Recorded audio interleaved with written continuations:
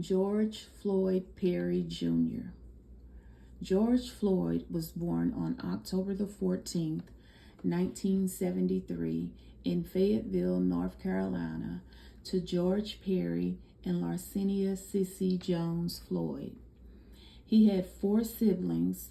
His great-great-grandfather, Hilary Thomas Stewart Sr., was born as a slave, but acquired his freedom in the Civil War.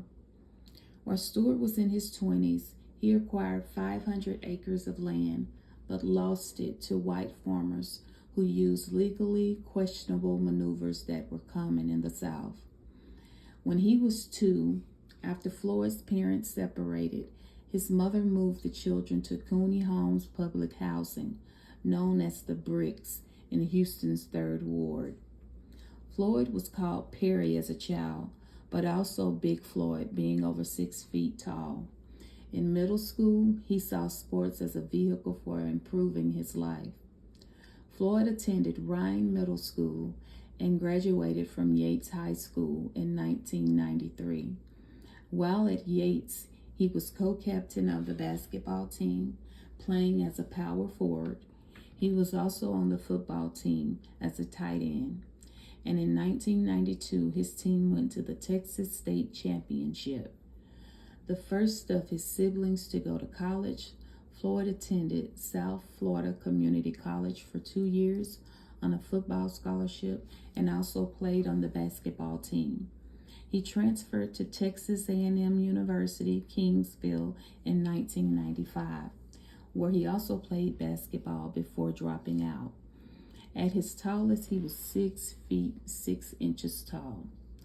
Floyd returned to Houston from college in Kingsville, Texas in 1995 and became an automotive customizer and played club baseball. Beginning in 1994, he performed as a rapper using the stage name Big Floyd in the hip-hop group Screwed Up Click.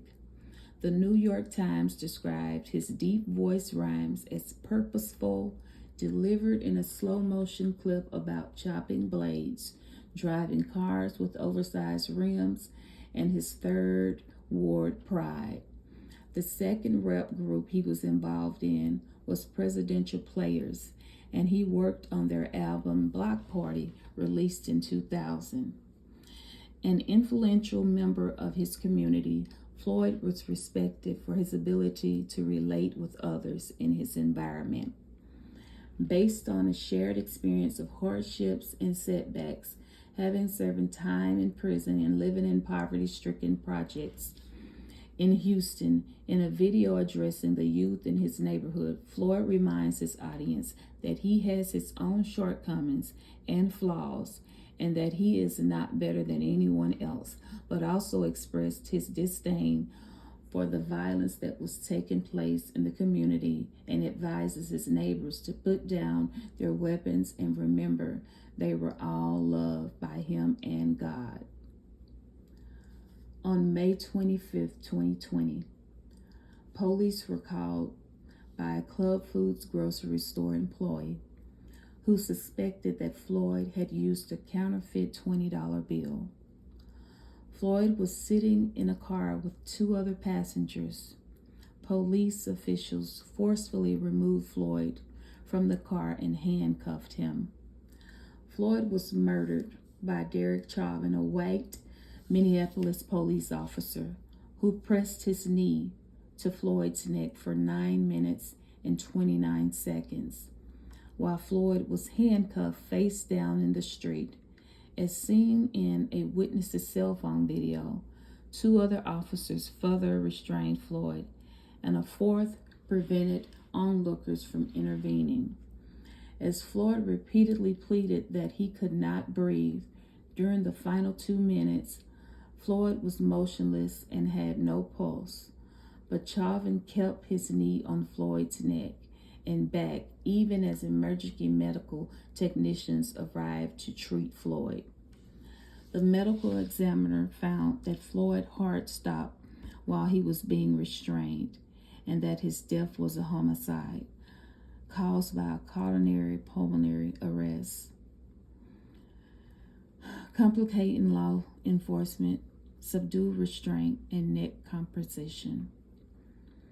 Through fentanyl intoxication and recent methamphetamine use may have increased the likelihood of death. A second autopsy commissioned by Floyd's family also found his death to be homicide, citing asphyxia due to neck and back compression. It ruled out that any underlying medical problems had contributed to Floyd's death and said that Floyd being able to speak while under Chauvin knee does not mean he could breathe.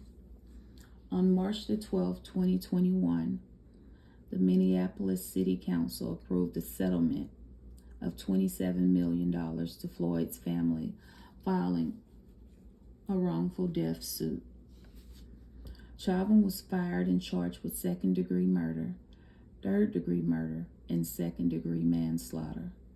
Chauvin was found guilty on all 3 murder and manslaughter charges on April the 20th, 2021. On May 12, 2021, County District Judge Peter Cahill allowed for the prosecution to seek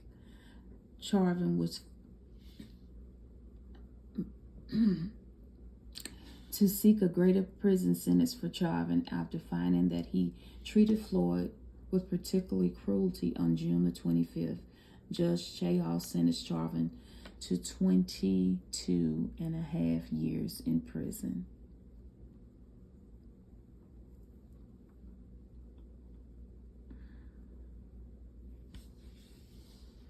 May your legacy live on, George Floyd Perry Jr. We honor you. First of all, I want to thank you guys for bearing with me. This one here was a very difficult one to get through, but I definitely wanted to honor this young man and give some people insight on who he was as George Floyd. He's not just a name out here. We do not want to remember him the way he died. So I wanted to give some insight on how he lived and the things that meant had an importance to him, his sports, his siblings, and things of that such. When people perish, we tend to, make sure we push toward the negative instead of the positive in their lives. So, like I said, this one was extremely difficult for me to do. It took me a few pauses and things of that sort.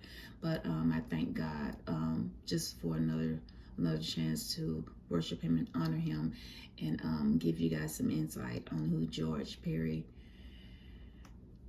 Floyd Jr. was. Again, I thank you.